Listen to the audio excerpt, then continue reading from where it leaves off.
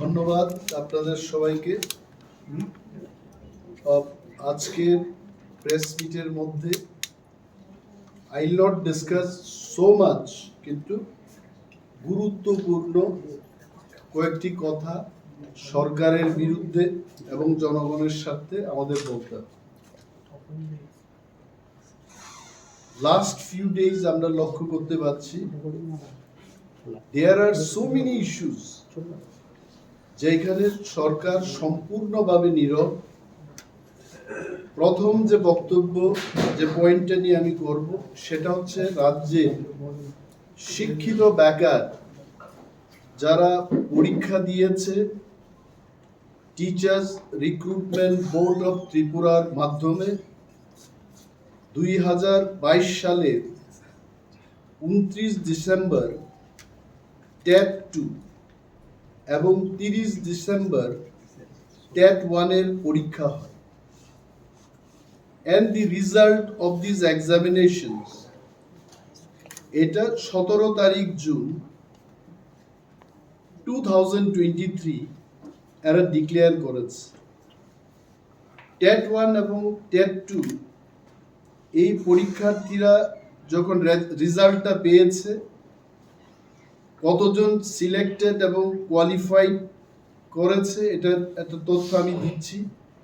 ট্যাট 2 165 পরীক্ষার্থীরা they have qualified the exam. ট্যাট 1 এ 194 জন পরীক্ষার্থী qualified এবং they have been certified by TRBT. একইভাবে এসটিজিটির পরীক্ষার্থীরাও পরীক্ষা দিয়েছে 11 তারিখ সেপ্টেম্বর 2022। আমাকে বলতে হচ্ছে, this is my third time I am reminding the government, যে 1 বছর 2 মাস পেরিয়ে গেছে, সরকার এখনো এসটিজিটি পরীক্ষার রেজাল্ট বের করতে পারেনি। They have not come out with the result. এবং আমি আগেও বলেছিলাম, বিধানসভায় একটা প্রশ্ন এনেছি এই ব্যাপার নিয়ে। আরটিআই এর মাধ্যমে আমরা জানতে পেরেছি যে রাজ্যে এসটিজিটি বেকারদের জন্য 5304টে পোস্ট এখনো ভ্যাকেন্ট আছে। কিন্তু মাননীয় মুখ্যমন্ত্রী বিধানসভায় আমার এক প্রশ্নের উত্তরে উনি বলেছেন যে মাত্র 1239টা পোস্ট ভ্যাকেন্ট। তাহলে আমার প্রশ্ন হচ্ছে, এই সরকারটা কিভাবে চলছে?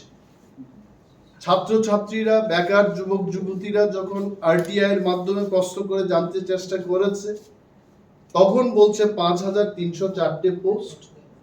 আর বিধানসভায় মুখ্যমন্ত্রী যখন বক্তব্য করছেন লিখিতভাবে, I can give you that answer. এটা আমি গল্প তৈরি করে বলছি না, এটা আমি দিতে পারি। 1239টা পোস্ট ভ্যাকেন্ট বলে মাননীয় মুখ্যমন্ত্রী এই কথা বলেছেন বিধানসভা। আপনারা দেখেছেন ত্রিপুরা রাজ্যে টিচারের অভাব, ছাত্রছাত্রীরা, এটা আমার কথা না, ছাত্রছাত্রীরা রাস্তায় নেমে আন্দোলন করছে। টিচারের অভাবে বলছে আমাদের স্কুলে টিচার দিয়ে দাও। এবং হাজার হাজার বেকার যুবক যুবতীরা এরা পরীক্ষা দিচ্ছে, কিন্তু তাদের পরীক্ষার ফল আজ পর্যন্ত সরকার প্রকাশ করছে না, এটাও বলছে আপনার। একটা স্কুলে আমি দেখেছি, সোনামুড়ার কোন একটা স্কুলে ছাত্ররাই ওই স্কুলে জুনিয়র ছাত্রছাত্রীদের ক্লাস নিচ্ছে। Just think this situation. সরকার বলছে শিক্ষায় আমরা অনেক এগিয়ে গেছি, নর্থ ইস্টের মধ্যে, সারা দেশের মধ্যে ত্রিপুরা রাজ্য একটা মানে এডুকেশন হাব হবে, এটা মাননীয় মন্ত্রীরা বলে থাকেন, অনেক নেতা নেত্রীরা বলে থাকেন, কিন্তু আদৌ কি হচ্ছে? যে রিক্রুটমেন্ট হচ্ছে না, সরকার কেন নীরব? I as a leader of opposition, আমি সরকারের কাছে জানতে চাইব, লক্ষ লক্ষ মানুষের পক্ষ থেকে এই তথ্য আমরা জানতে চাইব সরকার থেকে, কেন সরকার রিক্রুটমেন্ট করছে না? Is it that there is no job, there is no vacancy? প্রতি বছর রিটায়ারমেন্টে শত শত শিক্ষক শিক্ষিকারা রিটায়ারমেন্টে যাচ্ছে, ওই শূন্য পদগুলো কেন সরকার রিক্রুট করছে না? This is my question. Let the government come out, সরকারকে বলতে হবে, কারণ this is not my question. I am being approached by the unemployed youth, আজকেও এসছে, গতকালও এসছে, এবং বলছে যে আমাদের হয়ে কথা বলুন, please speak to the government. এবং আরেকটা বিষয় আপনাদের জানিয়ে দিচ্ছি, এই বেকার যুবক যুবতীরা মাননীয় মুখ্যমন্ত্রী, যিনি শিক্ষা দপ্তরেরও ভারপ্রাপ্ত মন্ত্রী, উনার সাথে দেখা করতে গেছে, দেখা করতে দেয়নি। and I am telling, এটা লজ্জার কথা, I am the leader of opposition। গত 3-4 দিন ধরে মুখ্যমন্ত্রীকে টেলিফোনে কথা বলার জন্য ওনার স্পেশাল অ্যাসিস্ট্যান্টকে আমি ফোন করেছি, 5 দিন পেরিয়ে গেছে, till date they have not come back to me. তো বিরোধী দলনেতার এই অবস্থা, তো সাধারণ মানুষের কি অবস্থা হবে? You tell me. আমি যদি নাম দিয়ে বলি, Kamal Mallick is definitely special assistant of honourable chief minister doctor Manik Shah. কমলকে আমি দুইবার নিজে ফোন করেছি, বলছে যে মাননীয় মুখ্যমন্ত্রী বিশ্রাম নিচ্ছেন, বিশ্রাম শেষে আপনাকে কথা বল। There after when I called him up, উনি একটা মিটিং এ বেরিয়েছেন, মিটিং এর পরে কথা হবে। পরবর্তী সময় যখন ফোন করলাম, Kamal did not pick up my call. লজ্জায় আমি আমার পিএস কে বললাম যে পিএস সাহেব আপনি ফোন করুন, আমার পিএস এর নম্বরটা। This is the situation in the state. বেকার যুবক যুবতীদের চাকরি তো দূরের কথা, মুখ্যমন্ত্রী তাদের সাথে কথাও বলছে, আমার সাথে কথা বলছে। বলতে হবে, বলার একটা স্পেস থাকতে হবে। Late the people of the state know about it. দ্বিতীয়ত, এখানে যদি কেউ জিজ্ঞেস করে যে কতটা চাকরি দিতে পারে, I have collected from all my sources, রাজ্য সরকার যদি চেষ্টা করে 50,000 চাকরি দিতে পারে, মিনিমাম 50,000 মোর চাকরি ত্রিপুরায় দিতে পারে। Why they are not doing? কেন দিচ্ছে না? আমি যেমন জানি না, রাজ্যের লক্ষ লক্ষ মানুষ এটা জানে। Let the government come and give their statement। আমরা জানতে চাইব সরকারের থেকে কেন তারা রিক্রুটমেন্ট করছে। এই কয়েকদিনে আমি অনেক জায়গায় ঘুরে প্রত্যন্ত অঞ্চলে বিডিওদের সাথে, এসডিএমদের সাথে, ডিএমদের সাথে, ইঞ্জিনিয়ারদের সাথে করে আমরা গ্রামে বেরিয়ে দেখেছি what is the problem with the people. প্রথম যে প্রবলেমটা হচ্ছে ড্রিঙ্কিং ওয়াটার। রাজ্য সরকার বোর্ড লাগিয়ে বলছে যে 2022 সালের মধ্যেই নাকি তারা, 22 সাল তো চলে গেছে, প্রতিটি ঘরে জলের ব্যবস্থা করে দেবে। কোথায় হয়েছে? 2023টাও চলে যাবে। বলছে পানীয় জল সরবরাহে রাজ্য সরকার ভারতবর্ষের মধ্যে দ্বিতীয়, তৃতীয়, প্রথম, আমি জানি না কোন স্থানে আছে, বলছে যে আমরা অনেক এগিয়ে গেছি। But the fact is, no proper power connection। Mini deep tubewell তৈরি করে দিচ্ছে, পাওয়ার কানেকশন নেই, টাকা খরচ হচ্ছে, এগুলো জল সরবরাহ করতে পারছে না। তারপর আয়রন রিমুভাল প্লান্ট নেই সেখানে, অসংখ্য প্রবলেম মানুষের। বলছে যে পেট ব্যথা হচ্ছে, কিডনির প্রবলেম হচ্ছে আয়রনের জল খেয়ে, গোল ব্লাডার স্টোন হচ্ছে। আমি জানি না, I am not a doctor. আমাকে যদি সরকার চ্যালেঞ্জ করে বলে আপনি কি একজন ডাক্তার, যে আপনি কি করে বলছেন যে আয়রন যুক্ত জল খেয়ে মানুষের গল ব্লাডার স্টোন হচ্ছে, I am telling I am not a doctor. এটা মানুষের বক্তব্য। গতকাল 2টা ভিলেজ কমিটিতে গিয়ে যা যা শুনেছি তাদের থেকে, বলছে আমাদের এই গ্রামে অসংখ্য মানুষের কিডনি স্টোন হয়েছে। কারণটা কি?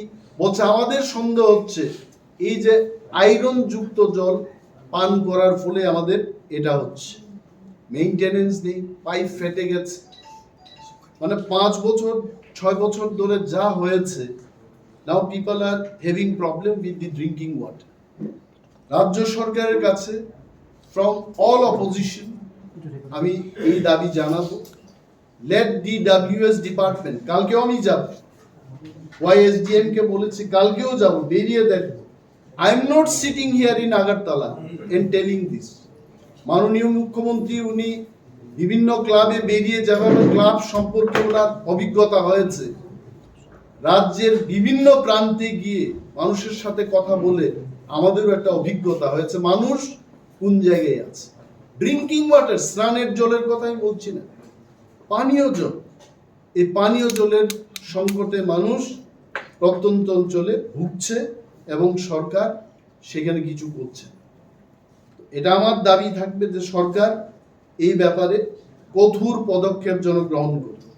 আর একটা বিষয় দেখেছি যে শত শত মানুষ আসছে বলছে যে আগেকার কথাই তারা বলছে যে বিপিএল কার্ডের একটা কোটা, সেখানে যে ওল্ড এজ পেনশনের ক্ষেত্রে ব্লকগুলো নির্দিষ্ট একটা কোটা করে দিত যে এই বছর 300টা বা 400 ভিডো পেনশন হবে, ডিসএবিলিটি পেনশন হবে, প্রধানমন্ত্রী আবাস যোজনায় 400টা ঘর হবে। ভিডিও সাহেবরা আমাকে বলছেন জনগণের সামনে বসে যে এইবার আমরা সেই ধরনের কোনো কোটাই পাই না।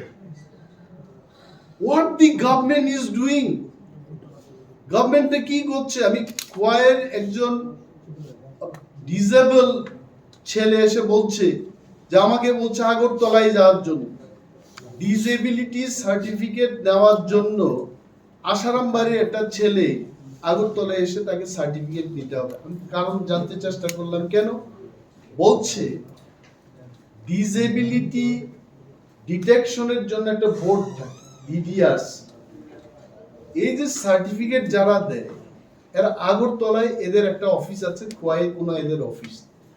তো এইভাবে কি আগরতলায় বসে সারা কোয়াই মহকুমা, তেলিয়ামুড়া মহকুমা সহ সদর এলাকার সমস্ত ডিসেবল ব্যক্তিদের সার্টিফিকেট এরা প্রদান করবে? এটা সম্ভব হবে? রাজ্যের লোক সংখ্যা কোনো এক সময় 20 লক্ষ ছিল, আজকাল রাজ্যের লোক সংখ্যা কোথায় গিয়ে দাঁড়িয়েছে? So this is the situation with the government. এবং মানুষ কিন্তু হাহাকার, ভিডিওরা এসডিএমরাও বলছেন যে আমাদের করার কিছু নেই, এই ব্যাপারে আপনারা কিছু কথা বলুন। And I am bringing to the notice of the government, Honorable CM, উনি মিটিং করছেন ঠিকই, ছবি দিয়ে প্রচার করছে, প্রধানমন্ত্রী মুখ্যমন্ত্রীর ছবি দিয়ে প্রচার করছে, বাট কাজের কাজ কিছুই হচ্ছে না। I am telling the development, ওনারা বলছেন এটা পোস্টার এবং কাগজেই হচ্ছে, রাজ্যের টাকা রাজ্যের বাইরে চলে যাচ্ছে। অনেক কন্ট্রাক্টের কাজ কারা করছে? বাইরের মানুষ এসে করছে, এবং এই রাজ্যের টাকা বাইরে চলে যাচ্ছে। গভর্নমেন্ট কি বলবে? গভর্নমেন্ট বলছে আমাদের উন্নয়ন হচ্ছে পোস্টারে। কত ঋণ নিয়েছে গভর্নমেন্ট আপনারাও জানেন, আপনারা সাংবাদিক, ইউ নো যে এই 6 বছরে রাজ্যের ঋণের পরিমাণ দ্বিগুণ বেড়েছে, ইট হ্যাজ ইনক্রিজড। আমি বলবো না যে বামফ্রন্ট সরকার খুব ভালো কাজ করে গেছে, কিন্তু বামফ্রন্ট যা ঋণ নিয়েছে এই ঋণটা 6 বছরে বিজেপি আইপিএফটির সরকার দ্বিগুণ পরিমাণ ঋণ নিয়েছে। I am sure most of the people they don't know that. তারপরেও শুধু পোস্টারেই হচ্ছে এই উন্নয়ন, মানে গ্রামে গঞ্জে গিয়ে সেই উন্নয়ন আপনারা দেখবেন না। প্লিজ কাম উইথ মি, আমি কালকেও যাব। Come and see the real picture. তারপর দেখুন এই যে ঘরের যে ব্যাপার, প্রধানমন্ত্রী আবাস যোজনায় ঘরের যে সার্ভেটা হয়েছে এটা 2018 সালে করেছে। তো আজকে আমরা কোথায় আছি? 2023, ইট ইজ অলমোস্ট ওভার। সরকার আর কোনো সার্ভে করে না। It means what? 2018-র পর যে ঘরগুলো এসছে তারপর আর নতুন কোনো ঘরের ব্যবস্থা হয়নি ত্রিপুরা। অনেক মহিলা, অনেক স্বামী পরিত্যক্তা মহিলা, অনেক বিধবা মহিলা, তারা ঘর নেই বলে বৃষ্টির দিনে কি অসহায় অবস্থায় তারা দিন যাপন হচ্ছে, এটা সরকার বাহাদুরদের চোখে এটা পড়ছে। And I am demanding to the honorable CM of Tripura, আপনি আপনার অফিস রুম থেকে বেরিয়ে আপনি মহকুমায় যান, সেখানে একটা ইন্টারেকশন করুন। আগরতলায় বসে জনদরবার করে কোনো লাভ নেই। জনতার দরবার হওয়া উচিত গ্রামগঞ্জে গিয়ে। Let people speak from their mind, from their heart. আরেকটা জিনিস হচ্ছে যে MGN রেগা ছিল, now it is not MGN REGA, এটা হচ্ছে MGN REGS, REGS, Mahatma Gandhi national rural employment guarantee scheme. আগে ছিল এটা অ্যাক্ট থেকে স্কিম করেছে। আমি বিস্তারিত তথ্য নিয়েছি বিডিওদের থেকে, SDMদের থেকে। এই যে পুজো গেল, দুর্গা পূজা, আগে কি ছিল ত্রিপুরায়? দুর্গা পূজার সময় মিনিমাম একজন কার্ড হোল্ডারকে 10 দিন থেকে 15 দিনের কাজের সংস্থান করে দেওয়া। And this time we have seen not even 5 days, মানে বাংলায় কি বলে এটাকে, শ্রম দিবস, ম্যান্ডেট যাকে বলি। তো আমি সরকারি একটা অর্ডারে দেখেছি যে 10 থেকে 15 দিন ম্যান্ডেট দুর্গা পূজার সময় দেওয়া হয়। In the year 2015-16, in the ইয়ার 2016-17, ওই অর্ডারের কথা বলছি। এইবার there is no order even for 5টা শ্রম দিবসের কাজ দেয় নাই তার। and not only that, যাই কাজ করিয়েছে, আমি প্রেস মিটে গত 8 অক্টোবর একটা প্রেস মিটে আমি বলেছি যে রাগার কাজ দ্বিগুণ করে দিন পুজোর সময়। যাই কাজ দিয়েছে they have not paid, পেমেন্টটা হয় না। তাহলে মানুষকে শুধু খাটিয়েছে, পয়সা দেয় না। দুর্গা পূজায়, লক্ষ্মী পূজা চলে গেছে, কালী পূজা আসছে, এখনো কিন্তু পেমেন্ট হয়নি। একজন বিডিও সাহেবকে আমি জিজ্ঞেস করলাম, আপনার এই ব্লকে কবে আপনি শেষ টাকাটা পেয়েছেন? বলছে যে 29 সেপ্টেম্বরের পর আমার এখানে কার্ড হোল্ডাররা আর টাকা পায়। This is the statement from one video. গতকাল আরো একজন বিডিও সাহেবকে আমি জিজ্ঞেস করলাম যে আপনার এই ব্লক এলাকায় কবে শেষ নাগাদ এই পেমেন্ট পেয়েছে মানুষ? বলছে স্যার এটা সেপ্টেম্বর মাসেই যা হয়েছে, 5 তারিখ অক্টোবরের পর no one got any payment. তাহলে দেশ আগে বাড় রাহা হ্যায়, দেশ নাকি বিশ্বের সবচাইতে শক্তিশালী দেশে পরিণত হচ্ছে। তো ত্রিপুরাও তো শক্তিশালী হবে, ত্রিপুরা তো দেশের বাইরে না। কেন দেওয়া হচ্ছে না? মাননীয় মুখ্যমন্ত্রী এটা জানতে, মাননীয় মুখ্যমন্ত্রীর ব্যাপারটা কেন আসছে? He is not only CM, he is the minister for 35 departments, 34 to 35 departments উনার কাছে। If he is only CM, it's fine. উনি রুরাল ডেভেলপমেন্টের মন্ত্রী, শিক্ষা দপ্তরের মন্ত্রী, হোম মিনিস্টার, PWD, মানে রাজ্যের প্রায় সমস্ত দপ্তর একজন ব্যক্তির কাছে, যার নাম মুখ্যমন্ত্রী। তো ওনাকে দৃষ্টি আকর্ষণ করতে হবে। তো I don't know why he is quiet and why he is not taking up the matter. গরিব মানুষ যে আমাদের কাছে বলছে আমরা টাকা পাচ্ছি, who is responsible for this? The state government, the CM, মুখ্যমন্ত্রী দায়ী তার জন্য। যারা শ্রমিক অংশের মানুষ, যারা রেগা শ্রমিক, ওনারা নাও জানতে পারে, but the man who is responsible is honorable CM. উনি যদি চাইতেন এটা উনি করতে পারতেন, he did not do that.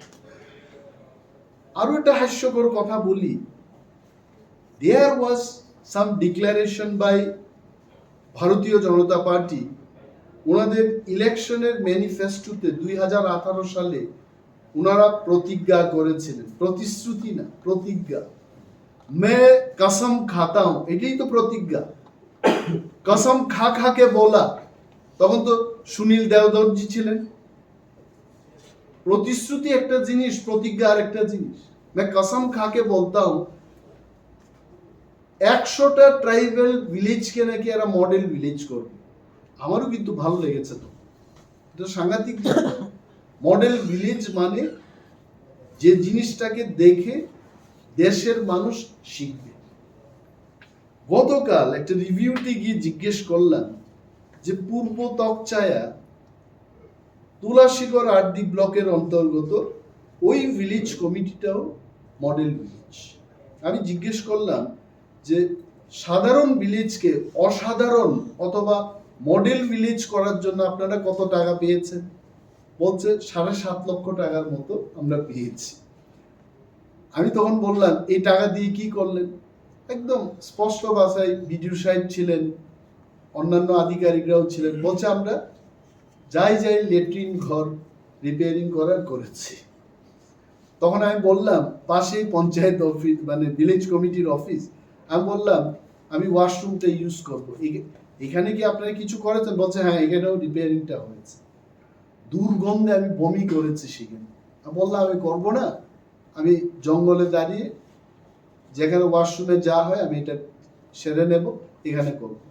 তো এই যে ব্যবস্থা বলছে আমরা মডেল ভিলেজ করব, তো মডেল ভিলেজের 7 লক্ষ টাকা, এটাও তাহলে 9-6 হয়েছে। এভাবে মডেল ভিলেজ হবে? Let people know and let people get united against the government. এইভাবে সরকার চলে না। আমাকে আপনি বলবেন যে আপনাকে সোনার হার উপহার দেব, আর ওই রুল গোল্ড বলে বাজারে একটা বিক্রি হয়, সোনার মতো প্রলেপ করে আমাকে পরাবেন, এটা হবে? এটা হবে না। People will come out. Let the people know. 7.5 লক্ষ টাকায়, আর বলছি কত, বলছে যে 65টা ভিলেজ কমিটির জন্য 5 করোড় মডেল ভিলেজের জন্য সারা ত্রিপুরায় এরা বরাদ্দ করেছে। Only 5 crores. Only 5 crores. এটা দিয়ে 65টা ভিলেজ কমিটিকে মডেল ভিলেজ করবে। এখন টিপ্রাসারা ভাবছে আমাদের বোকা বানাতে চায়, আর হবে না। Let me talk about the health care. পত্রিকায় অনেক জায়গায় যখন পত্রিকা খুলি পড়ি, আমি জানি না আমি কি করব, মায়া লাগে মানুষের জন্য। আমাদের তো একটা পরিচয় আছে, আমরা এমএলএ, কেউ বিরোধী দলনেতা, কেউ মন্ত্রী, কেউ এক্স এমএলএ, আমাদের পরিচয় আছে। আমাদের রাজধানী শহরের জিবি হাসপাতাল, পরিচয়বিহীন কোন লোক যদি সেখানে যায়, রুগী সেখানে যদি পড়েও থাকে 3-4 দিন ধরে, তার চিকিৎসা হয়। কমপ্লেইন কোথায় করবে? কমপ্লেইন করার কোনো জায়গা আছে? I don't see any complain centre. Doctor যদি সেখানে নাও আসে, কোনো কাউন্টারে কোনো ব্যক্তিকে বলার কোনো স্কোপ। আমি যদি বিরোধী দলনেতা, আমি ফোন করি, ওকে দে অ্যাটেন্ড 1 or 2 কেসেস, কিন্তু এটা কি আমার কাজ যে শত শত রুগী সেখানে পড়ে থাকবে আর আমি মেডিকেল সুপারিনটেন্ডেন্টকে ফোন করে বলবো যে ওই চৈত্রমণি দেববর্মা ব্যাট নম্বর অমকটাতে 3 দিন ধরে পড়ে আছে, আপনি কিছু ব্যবস্থা করুন? কোন জায়গায় গেছে? এবং পত্রিকা খুললেই দেখি এক্সপায়ার্ড মেডিসিন দেওয়া হচ্ছে, স্যালাইন দেওয়া হচ্ছে। আর হাসপাতালগুলিতে আর ওষুধ কিনতে হবে, এটা ঠিক আছে, তুলা মানে কটন, নিডল সবকিছু কিনতে হচ্ছে। তো রাজ্য সরকারের ভূমিকাটা কোথায়? Where is your rule? কোনো রুল নেই, সরকার কিছু বলছে না। মানুষ বলছে, পত্রিকা, ধন্যবাদ সাংবাদিক বন্ধুদের, আপনারা লিখছেন, যেখানে আমরা যেতে পারছি না আপনারাও সংগ্রহ করে বলছেন যে এক্সপায়ার্ড মেডিসিন দেওয়া হচ্ছে। Who's looking after of the department? Again CM. উনি নিজেও একজন doctor, he knows what is the impact of expired medicine. শুধু তা না, আরো একটা জায়গায় আসছে। আপনারা জানেন যে আরো আগামী 2 বছরের জন্য রাজ্য সরকার ওষুধের একটা ভান্ডার স্টক করবে। তো 2 বছরের জন্য টেন্ডার হয়েছে। যারা টেন্ডার পেয়েছে, যে পার্টি টেন্ডার পেয়েছে, আপনারা নাম জানেন? নাম হচ্ছে বর্ধমান ফার্মা। এবং এই বর্ধমান ফার্মার নামটা ডক্টর অশোক সিনহা, যিনি আজকে বিজেপির একজন নেতা, doctor Ashok Sinha is also planning বোর্ডের, রাজ্যের প্ল্যানিং বোর্ডের ভাইস চেয়ারম্যান। এই পদটা কিন্তু ক্যাবিনেট মিনিস্টার র্যাঙ্কের দায়িত্ববান একটা পোস্টে উনি রয়েছেন। উনি সিপিএম এর আমলে, বামের আমলে, এই বর্ধমান ফার্মা যখন মেডিসিন সাপ্লাইটা দেয় ত্রিপুরায়, তখন কি হয়েছে, দেখেছে যে কোয়ালিটি মেডিসিন তারা দিচ্ছে না এবং তাদের সঠিক ডকুমেন্ট ছিল না এবং মেডিসিনের কোয়ালিটি ভালো না থাকে, সুপ্রিম কোর্ট পর্যন্ত সেই কেস গেছে বর্ধমান ফার্মার বিরুদ্ধে। এবং নট অনলি দ্যাট, গত 2022 সালে এই বিজেপি আইপিএফটি সরকার বর্ধমান ফার্মার বিরুদ্ধে সিবিআই কে এই কেসটা দিয়েছে যে আপনারা তদন্ত করুন। বা আশ্চর্যের বিষয় হলো যে এই 2 বছরের জন্য, আগামী 2 বছরের জন্য যে মেডিসিনটা কিনবে, এই বর্ধমান ফার্মাই দিয়েছে আমার কাছে যতটুকু খবর। Don't you get surprise? খবরে কি বলেছে, একটা পত্রিকায় দেখেছে, I can't remember which paper, ওই পত্রিকায় লিখেছে যে ওষুধ কেনার জন্য যখন টেন্ডারিংটা হয়, 80টা কোম্পানি সেখানে অংশগ্রহণ করে, বিগ লার্জ নাম্বার, 80টা কোম্পানি। কিন্তু 80টা কোম্পানি থেকে টেকনিক্যাল বিডিং পরীক্ষা নিরীক্ষা করে দেখেছে 48টা কোম্পানি কোয়ালিফাই করেছে। ওই 48টা কোয়ালিফাইড কোম্পানির মধ্যেও মাত্র 43টা কোম্পানিকে এরা সিলেক্ট করেছে। কেন করেছে? কেন করেছে এখন প্রশ্ন উঠছে। কিছু এজেন্ট আছে, এজেন্টের নামটা আমি দিয়েছে, ওই এজেন্ট যাকে বলেছে ওই লোকগুলি নাকি সেখানে 17+26, আমার মনে হচ্ছে 17+26, 43। তো বাকি 5টা কোম্পানি গেল কোথায়? After qualifying in the technical bid, ওই 5 জন বাদ পড়েছে, কারণ they have not been recommended by the agent. আরো একটা মজার বিষয় হলো, এই যে 43টা কোম্পানি, আপনারাও দেখবেন এটা, আমি সরকারকেও বলছি, পত্রিকার সংবাদ বা আমাদের সংবাদ যদি আমরা মিথ্যা বলে থাকি বা পত্রিকায় যদি মিথ্যা কথা লিখে থাকে, why government is keeping quiet, why you are not coming out with your statement? তার মানে পত্রিকা যা লিখেছে তো সত্য কথা লিখেছে, আপনি সেটা প্রতিবাদ করেননি। এই 43টা কোম্পানি, তার মধ্যে অনেক কোম্পানির নাকি ডিস্ট্রিবিউটরশিপ এবং স্টকিস্টশিপ, অর্থাৎ স্টক করে রাখা এবং ডিস্ট্রিবিউট করা, এটার কোনো ডকুমেন্টই নেই। তো ওয়াই দেয়ার কি? এটাকে আমরা কি বলবো? করাপশন? এটা আপনারা যাচাই করুন। রাজ্যের মানুষ এটা জানা উচিত। আমি চাইছি এটার তদন্ত হোক। আই এম ডিমান্ডিং এটা তদন্ত হোক। আর জিবির যে ব্যাপারে বলেছিলাম যে সাধারণ মানুষ গেলে তাদের যে বেহাল অবস্থা, নাও ইউ আস্ক মি কি করা উচিত?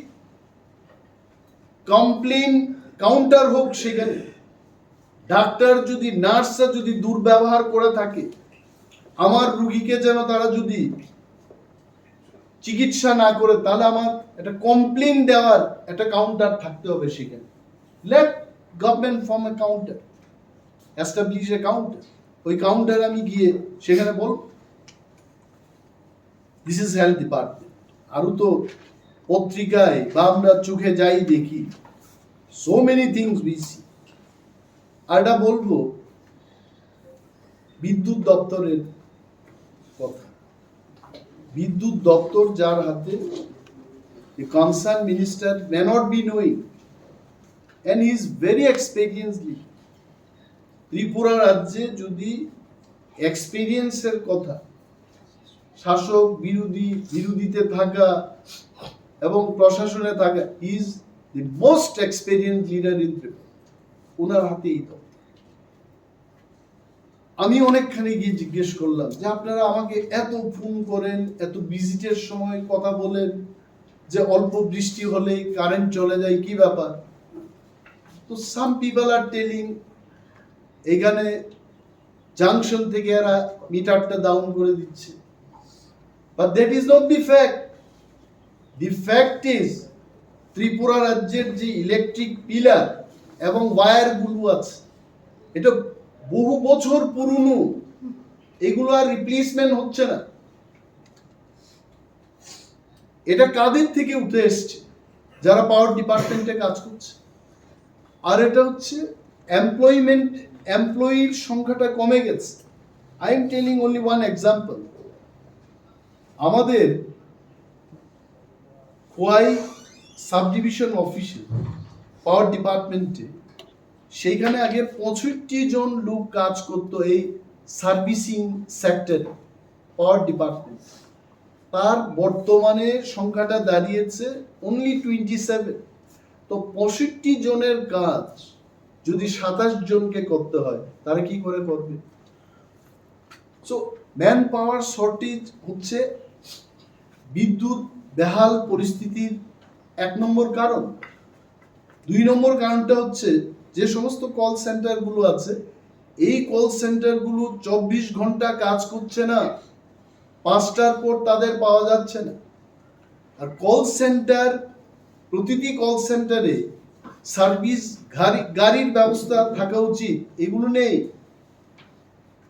আশারামবাড়ি কেন্দ্রে 3টা সার্ভিস কল সেন্টার রয়েছে, বলছে একটাতে শুধু গাড়ির ব্যবস্থা আছে, তো বাকি 2টাতে কল পেলে পায়ে হেঁটে যাবে নাকি রাত্রেবেলায়? সো এইগুলো বিদ্যুৎ দপ্তরকে দেখতে হবে। আরো একটা বিশাল জিনিস, জনগণের থেকে কমপ্লেইন আসছে, বলছে হঠাৎ করে 5,000 টাকার বিল আসছে। কি কারণ? কারণ যারা মিটার রিডিং করে বিলটা তৈরি করবে, এরা 3 মাস 4 মাস বাদে বাদে গিয়ে বিলটা করছে। This is a fact. আমি মাননীয় মন্ত্রী মহোদয় শ্রী রতনলাল নাথ মহোদয়কে আমি অনুরোধ করব, আমি দাবি জানাচ্ছি আপনাদের কাছে, আপনারা দেখুন এই ব্যাপারটা। কারণ মিটার, তখন আমি জিজ্ঞেস করলাম কেন আপনারা মিটার রিডিং করে বিলটা করছেন? বলছে আমাদের কাছে স্পট বিলিং মেশিনটা নেই, আমাদের দরকার 12টা, আমাদের কাছে আছে 5টা।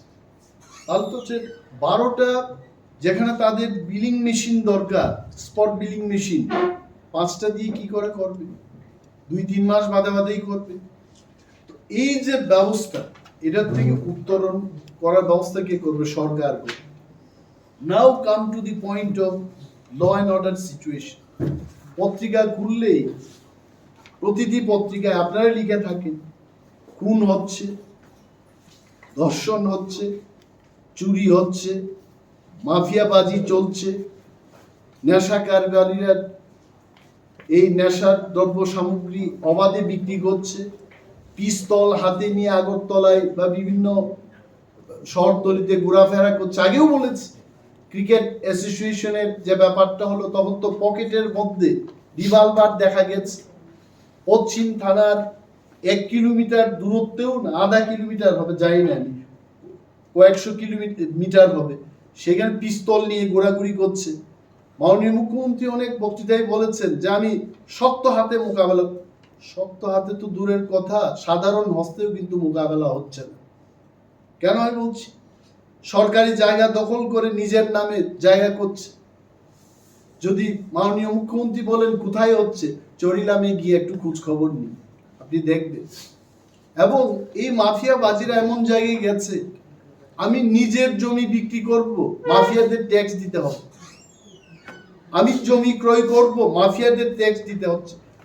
আগে জানতাম ইনকাম ট্যাক্স দিতে হয়, এখন মাফিয়া ট্যাক্স শুরু হয়েছে ত্রিপুরায়। দমন করবে কে? কে পদক্ষেপ নেবে? এগেন মুখ্যমন্ত্রী, স্বরাষ্ট্র দপ্তর ওনার হাতে। আরেকটা জিনিস হচ্ছে, উনি বলেছেন চাঁদাবাজদের বিরুদ্ধে আমি ব্যবস্থা গ্রহণ করব। বিজেপির মধ্যে, শাসক দলীয় সমর্থকদের মধ্যে যুদ্ধ হয়েছে এই চাঁদাকে নিয়ে। 3 জন লোক আহত হয়েছে, আপনারা কোন একটা পত্রিকায় লিখেছেন, পড়ুন। কি ব্যবস্থা গ্রহণ করেছেন উনি? আরেকটা বিষয় হলো, মানুষ যাবে কোথায়? মাননীয় মুখ্যমন্ত্রী, আপনি চুপ খুলে একটু দেখুন, মানুষ যখন যাচ্ছে পুলিশের কাছে কমপ্লেইন দিতে, এফআইআর দিতে, পুলিশ কিন্তু এফআইআর এর কপি দিচ্ছে না, রিসিট কপি দিচ্ছে না, বলছে এসডিপিও সাহেব দেখবেন, এসপি সাহেব দেখবেন, তারপর আপনাকে দেওয়া হবে কিনা আমরা সিদ্ধান্ত নেব। এটা কি সুশাসন? প্রতি ঘরে কি সুশাসন? প্রতি ঘরে নির্যাতন হচ্ছে। মাননীয় মুখ্যমন্ত্রী, আপনি চুপ খুলে দেখুন, আপনার থানা বাবুরা কিন্তু এফআইআর রিসিট কপি দিচ্ছে না। এটি কি আইন? আর উনি বলছেন যে প্রতি ঘরে সুশাসন। একটা জিনিস, এটা আমার, আপনাদের সবার, দ্রব্যমূল্য বৃদ্ধি। পেঁয়াজের দাম কি ছিল? 30 টাকা হবে, 25-30 টাকা, 40 টাকা, বড় জোর 35 টাকা হবে। Now how much we are paying? 70-80-90 টাকাও ব্যয় করতে হচ্ছে। গ্রামের একটা বাজারে, আমাদের বাজারে, তুলসীগড় বাজারে গিয়ে জিজ্ঞেস 100 টাকা বলছে, লজ্জায় বলে কি বলছো, বলছে 100 টাকা। পেঁয়াজের দাম বৃদ্ধি পেয়েছে, রসুনের দাম বৃদ্ধি পেয়েছে, চালের দাম বৃদ্ধি পেয়েছে। তো এখন কি করা? আমাদেরকে, মানে আমরা আন্দোলন করবো, এটা তো বলছে যে আন্দোলন। আমরা যদি আন্দোলনও করি, আমি বললাম, আমরা যদি পিচের রাস্তায় গিয়ে পুলিশকে, 4-5 জন পুলিশকে মেরে যদি আমরা আন্দোলনও করি, সরকার এবং মুখ্যমন্ত্রী এবং মন্ত্রী মহোদয়রা যদি কিছু ব্যবস্থা গ্রহণ না করেন, আমাদের আন্দোলনের কিছু ফল হবে? হবে না। This decision to be taken by the government. Government কেন করবে না? আপনারা জিজ্ঞেস করুন আমাকে, গভর্নমেন্টকে কি করতে হবে? টাস্ক ফোর্স করুন, টাস্ক ফোর্স গঠন করে আপনারা চেকিং করুন। এমআরপি রেটে তেলের দাম লেখা আছে 125 রুপিস। বিভিন্ন দোকানে এরা বিক্রি করছে, কোথাও 140, কোথাও 130। MRP has got no value. মাননীয় খাদ্য দপ্তরের, এটা তো খাদ্য দপ্তরে আসবে, ফুড এন্ড সিভিল সাপ্লাইজ, মাননীয় ফুড এন্ড সিভিল সাপ্লাইজ মিনিস্টারকে আমি অনুরোধ করব, আপনার কাছে এটা আমার দাবি থাকবে জনগণের পক্ষে, যে টাস্ক ফোর্স গঠন করে দোকানে দোকানে হানা দিন, মানুষের সাথে ইন্টারেক্ট করার ব্যবস্থা করুন, এদের বিরুদ্ধে ব্যবস্থা গ্রহণ করুন। What is MRP? Market retail price. তো এই রিটেল প্রাইসটাকে তো সম্মান জানাতে হবে। No one is bothering. জনগণ যাবে কোথায়? দিস আর দি থিংস, যে জিনিসগুলো নিয়ে আমি ভাবলাম জনস্বার্থে সরকার কাজ করছে না, এগুলোকে আপনাদের মাধ্যমে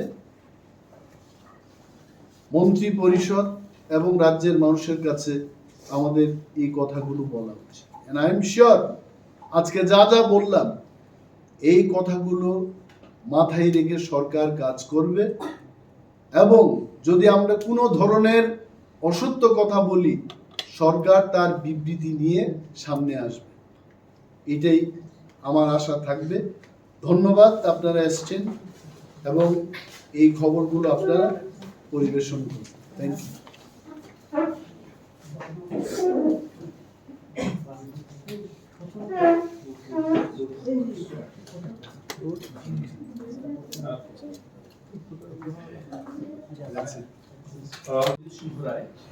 উনি বেশ কিছু, প্রায় সমস্ত ডিপার্টমেন্টের রিভিউ মিটিং করেছেন, যেটা বললেন।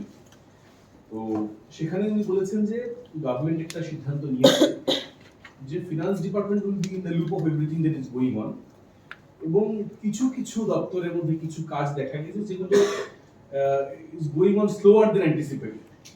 তো যে প্রজেক্টগুলো স্লো চলছে বা যেগুলোকে মার্চের মধ্যে শেষ করা যাবে না বলে অ্যান্টিসিপেট করা হচ্ছে, সেগুলোকে আপাতত ডেফার করার সিদ্ধান্ত নেওয়া হচ্ছে, নট ড্রপ, ডেফার। এবং সেই ফান্ডটাকে বাকি যে প্রজেক্টগুলো প্রমিসিং সেটার হয়তো ডাইভার্ট করা যেতে পারে, এরকম একটা সিদ্ধান্ত নেওয়া হচ্ছে। সেটার জন্য রিপোর্ট একটা চাওয়া হয়েছে, পরবর্তী মাসের মধ্যে সেই রিপোর্টটা আসবে। তো আপনি বিভিন্ন দপ্তরের মধ্যে কাজের প্রোগ্রেস নিয়ে, স্পেস নিয়ে, পেস অফ ওয়ার্ক নিয়ে বলেছেন।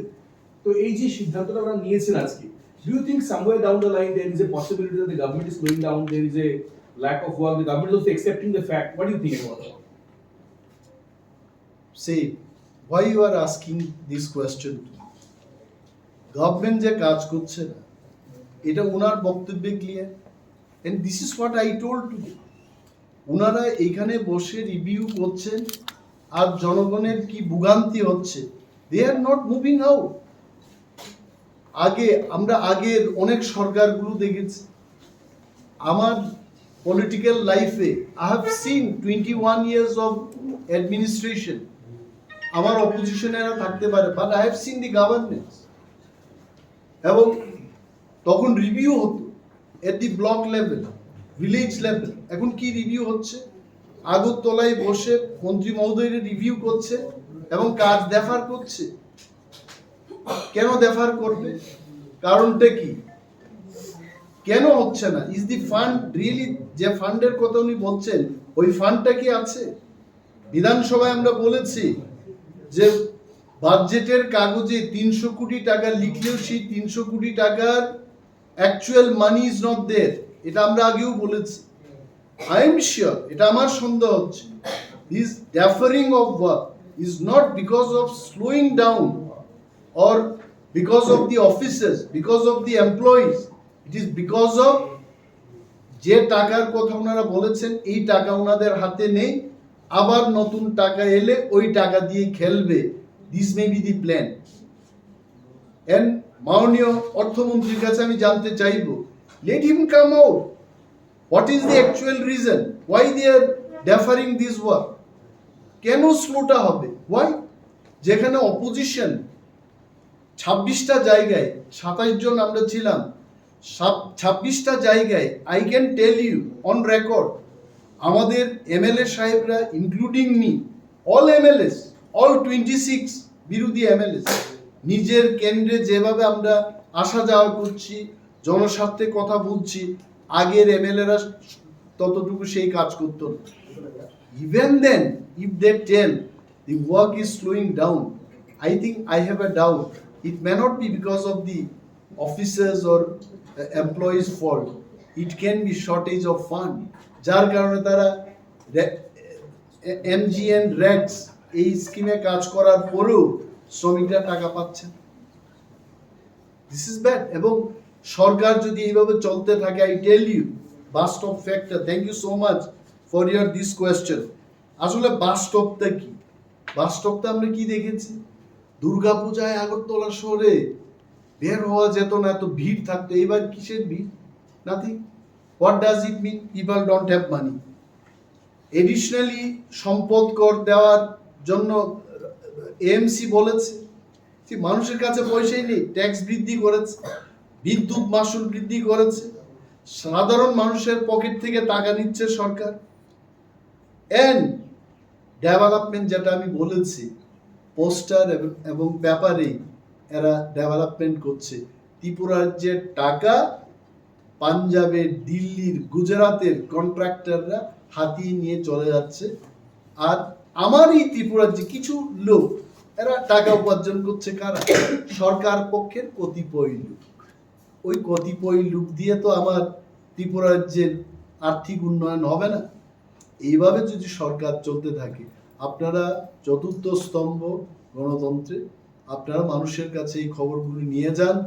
মানুষ যেদিন জেগে উঠবে, সরকার না কেউই থাকতে পারবে। পাথর ভেঙে মানুষ কি করে এটা পাউডার করে দেয়, সরকার কি জিনিস? যদি এটা করতে থাকে, this government also will not